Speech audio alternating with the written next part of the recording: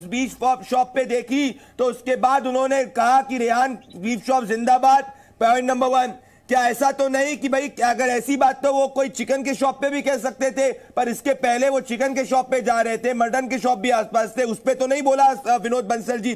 तीसरी बात, ऐसा तो नहीं कि माधवी लता इतनी स्ट्रॉन्ग कॉम्पिटिटर हो चुकी है उस कॉन्स्टिट्यूएंसी में कि अब असदुद्दीन ओवैसी को समझ में आ गया कि 5 लाख फर्जी वोटर जो है उस कॉन्स्टिट्यूएंसी में उसको इलेक्शन कमीशन ने हटा दिया है और अब उनको जीतने के लिए इस तरीके की तुष्टीकरण की बातें करनी होगी। तो जो व्यक्ति भाईचारे की बात कर रहा है आज वो इस स्थिति पे आ चुका है कि एक बीफ शॉप जिसमें गौ माता की फोटो है उसको देख के कह रहा है रेहान भाई बीफ शॉप जिंदाबाद और काटते रहो। विनोद बंसल, क्या ये एक्सेसिव दर्जे का तुष्टीकरण नहीं है? विनोद बंसल, फिर किशोर तिवारी जी आएंगे।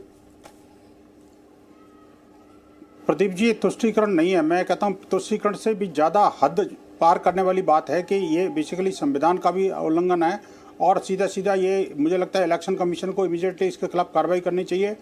करोड़ों करोड़ जो है वो हिंदुओं की भावना के साथ इसने खिलवाड़ किया है।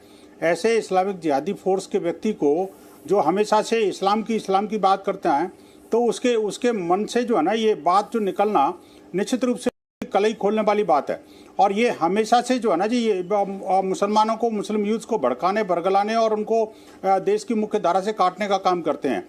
आप देखिए कि इलेक्शन के दौरान बीफ को प्रमोट करना और बीफ शॉप को प्रमोट करना और सीधा सीधा जो है ना रेहान बीफ शॉप जिंदाबाद ये कह करके वो क्या कहना चाहता है ये? अरे चुप रहो बदतमीज, चुप रहो जरा बदतमीज, मैं बीच में नहीं बोला था, मेरी बात को सुन लो पहले। मैं कहना चाहता हूँ देखिए कि बात इनका सोचो ना कि मैं इनसे पूछ रहा हूँ क्या इनसे? अरे मैंने कुछ पूछा थोड़ी है इनसे जो जवाब देंगे मेरे को? जवाब देने की क्या जरूरत है? आपको शर्म आनी चाहिए, आपको शर्म आनी चाहिए। विनोद बंसल जी एक सेकंड रिलैक्स। अरे गौ माता किस देश में है? गौ माता किस देश में?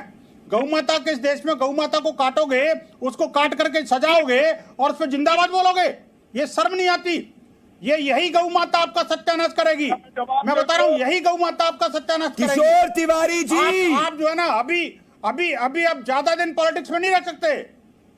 आप ज्यादा दिन पॉलिटिक्स में नहीं रह सकते। तिवारी जी जिसने गौ हत्या को प्रमोट किया है वो जो है ना साइडलाइन हो गया है। कोई भी हो, मुझे नहीं पता कौन बोल रहा है बीच में, लेकिन किशोर तिवारी जी है उद्धव सेना के सबसे बड़े नेता करने के लिए।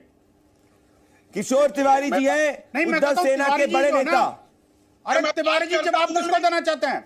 मैं कहता हूँ अरे भैया तिवारी जी आपको जवाब देना है तो उसको असदुद्दीन ओवैसी को दीजिए, मुझे जवाब की आवश्यकता नहीं है।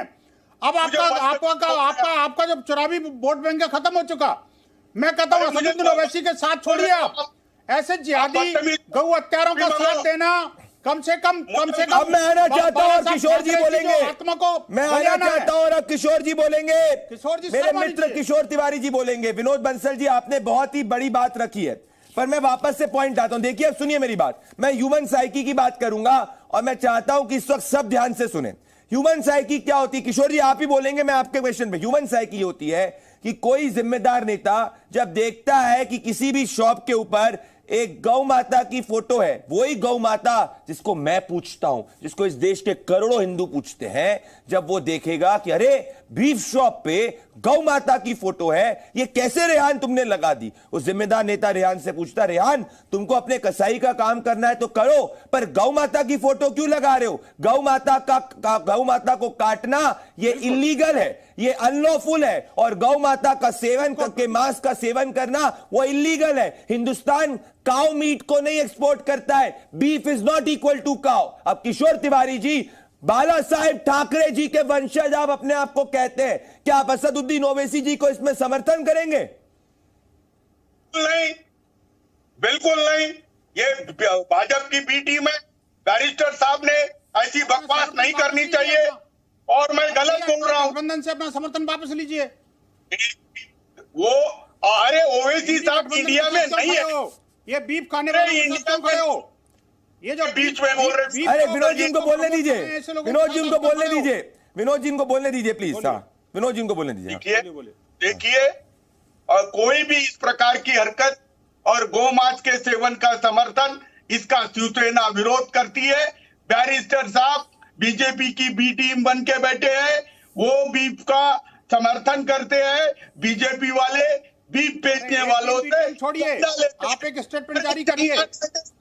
मेरी बात सुनो, मांस बेचने, गैया के मांस बेचने, एक्सपोर्ट करने वालों से इन्होंने 2000 करोड़ का चंदा लिया है। अरे बीजेपी को कोई नाक नहीं है। विनोद बंसल जी, आप निषेध बीजेपी का भी करो और झूठ बोलो यार, का भी करो। कम झूठ मत बोलो। नेशनल चैनल पर बैठे हो, कोई टुच्चे चैनल पर नहीं हो आप। अरे किसी टुच्चे चैनल पर नहीं बैठे हो, एक नेशनल चैनल पर बैठ करके सफेद झूठ बोल रहे हैं कि सरकार एक्सपोर्ट करती है। गलत है ये झूठ बोलते हो। अरे गौ मांस का निर्यात किसी भी तरह से प्रतिबंधित है। गौ को काटना, उसका मांस का निर्यात करना, उनको बेचना अपराध है। अरे विनोद बंसल जी, बीजेपी की और ओवीसी की भी प्रश्न करो। आज मेरे को इतना दर्द हो रहा है।